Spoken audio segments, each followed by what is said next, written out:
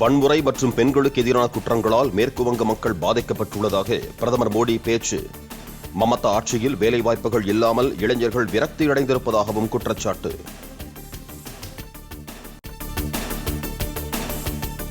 மேற்கு வங்க மக்கள் மாற்றத்தையும் நல்லாட்சியையும் விரும்புவதாக பிரதமர் மோடி பேச்சு. ஆசிரியர் ஆட்சேர்ப்பில் ஊழல் மூலம் ஆயிரக்கணக்கான ஆசிரியர்களின் எதிர்காலத்தை மமதா அரசு அழித்துவிட்டதாக குற்றச்சாட்டு. கேரளாவில் கனமழை எச்சரிக்கை காரணமாக 9 மாவட்டங்களில் இன்று பள்ளி கல்லூரிகளுக்கு விடுமுறை. பலத்த காற்றுடன் மிக கனத்த மழை பெய்யும் என கேரளா லட்சத்தீவுகளுக்கு வானிலை மையம் எச்சரிக்கை. நீலகிரி, கோவை, தேனி மாவட்டங்களுக்கு இன்று மிக கனமழைக்கான ஆரஞ்சு அலர்ட். தென்காசி, நெல்லை, குமரி மாவட்டங்களுக்கும் மிக கனமழைக்கான எச்சரிக்கை விடுத்தது வானிலை மையம்.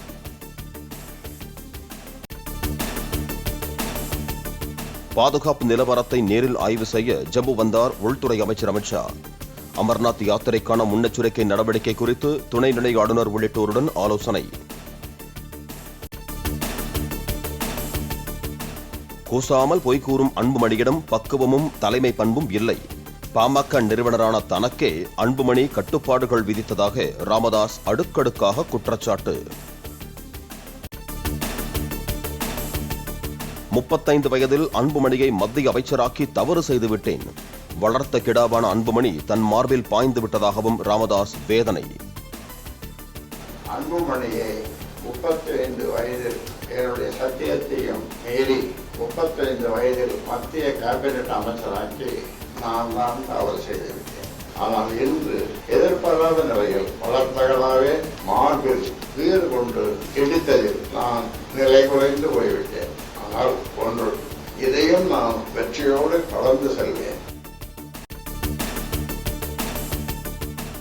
மக்களவைத் தேர்தலில் பாஜகவுடனான கூட்டணிக்காக அன்புமணி ஒரு காலையும் சௌமியா ஒரு காலையும் பிடித்து தன்னிடம் அழுதனர்.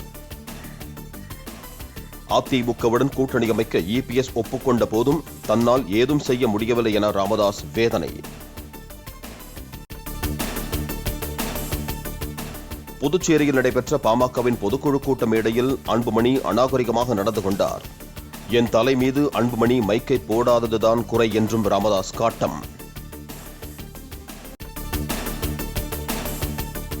ராமதாஸ் கடும் விமர்சனங்களை முன்வைத்திருக்கும் நிலையில் வெள்ளிக்கிழமை முதல் 3 நாட்கள் சோழிங்கநல்லூரில் பாமக நிர்வாகிகளை சந்திக்கிறார் அன்புமணி. நிர்வாகிகளுடனான ஆலோசனைக்கு பிறகு மாவட்ட வாரியாக சுற்றுப்பயணம் செல்ல அன்புமணி முடிவு என தகவல். தைலாபுரம் தோட்டத்தில் பாமக கௌரவ தலைவர் ஜி.கே. மணி உள்ளிட்ட மூத்த நிர்வாகிகளுடன் ராமதாஸ் ஆலோசனை. அன்புமணியுடன் கருத்து வேறுபாடு ஏற்பட்டிருக்கும் நிலையில் அடுத்த கட்ட நடவடிக்கை குறித்து ஆலோசனை என தகவல்.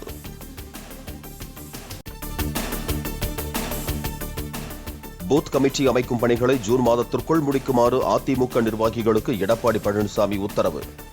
மிகப்பெரிய கட்டமைப்பான பூத் கமிட்டி பணிகளை சரியான முறையில் செய்ய வேண்டும் என்றும் ஆணை. உச்சநீதிமன்றத்திற்கு 3 புதிய நீதிபதிகளை நியமித்து குடியரசுத் தலைவர் திரௌபதி முர்மு உத்தரவு. அனுமதிக்கப்பட்ட 34 நீதிபதிகள் என்ற முழு பணியிட எண்ணிக்கையும் நிறைவு.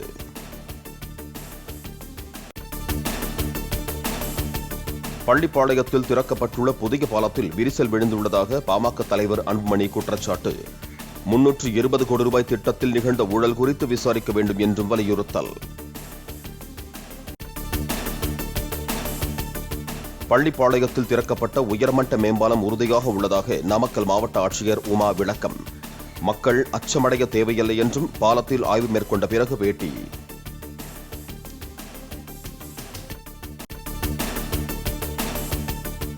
பள்ளிப்பாளையம் பாலத்தின் தரம் குறித்து சில சமூக விரோதிகளால் தவறான செய்திகள் பரப்பப்படுவதாக தமிழக நெடுஞ்சாலைத்துறை விளக்கம்.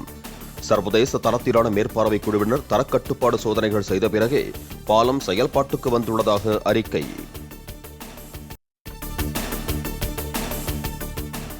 கன்னட மொழி குறித்து தெரிவித்த கருத்துக்கு 24 மணி நேரத்திற்குள் மன்னிப்பு கேட்க நடிகர் கமல்ஹாசனுக்கு கர்நாடக திரைப்பட வர்த்தக சபை கெடு.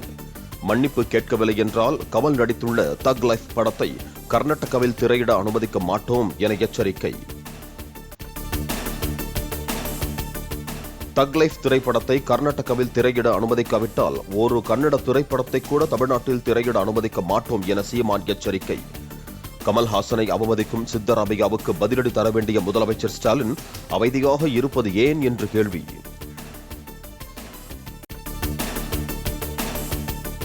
பதினோரு ஆண்டுகளுக்கு பின்னர் மு.க. ஸ்டாலினை தம்பி என குறிப்பிட்டு வீடியோ வெளியிட்டிருக்கும் அவரது அண்ணன் மு.க. அழகிரி. மதுரையில் நடைபெறவுள்ள திமுக பொதுக்குழு கூட்டத்தில் மு.க. அழகிரி பங்கேற்பார் என ஆதரவாளர்கள் எதிர்பார்ப்பு. கொச்சியில் சூறைக்காற்றுடன் பெய்த கனமழை. மெடிக்கல் ஷாப்பில் அடுக்கி வைக்கப்பட்டிருந்த மருந்து பொருட்கள் சிதறிய சிசிடிவி காட்சிகள். திருப்பத்தூர் தனியார் பல் மருத்துவமனையில் 2023ஆம் ஆண்டில் சிகிச்சை பெற்று 8 பேர் உயிரிழந்த சம்பவம். ஒரே அறுவை சிகிச்சை கருவியை தூய்மைப்படுத்தாமல் பயன்படுத்தியதால் பாக்டீரியா தொற்று காரணமாக உயிரிழந்திருப்பதாக தகவல்.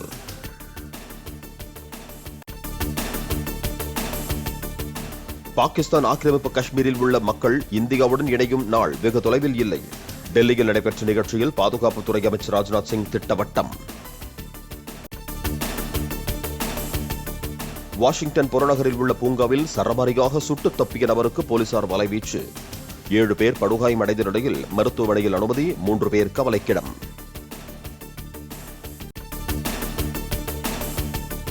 அமெரிக்க அரசின் செயல்திறனை ஒழுங்குபடுத்த உருவாக்கப்பட்ட துறை தொடர்ந்து செயல்படும் என அறிவிப்பு. எலான் மஸ்க் விலகினாலும் ட்ரம்ப் அமைச்சரவை சகாக்கள் பணியை தொடர உள்ளதாக வெள்ளை மாளிகை தகவல். நார்வே செஸ் போட்டியில் 3வது சுற்றில் தனது முதல் வெற்றியை பதிவு செய்தார் உலக சாம்பியன் டி குகேஷ். பிறந்த நாளில் அமெரிக்காவைச் சேர்ந்த ஹிகரு நகமுராவை தோற்கடித்தார். ஆசிய தடகள சாம்பியன்ஷிப் ஸ்டீப்பிள் சேஸ் போட்டியில் இந்திய வீரர் அவினாஷ் 3வது தங்கப்பதக்கம் வென்று சாதனை. 100 மீட்டர் தடை தாண்டும் ஓட்டத்தில் இந்திய மகளிர் அணி தங்கம் வென்று அசத்தல்.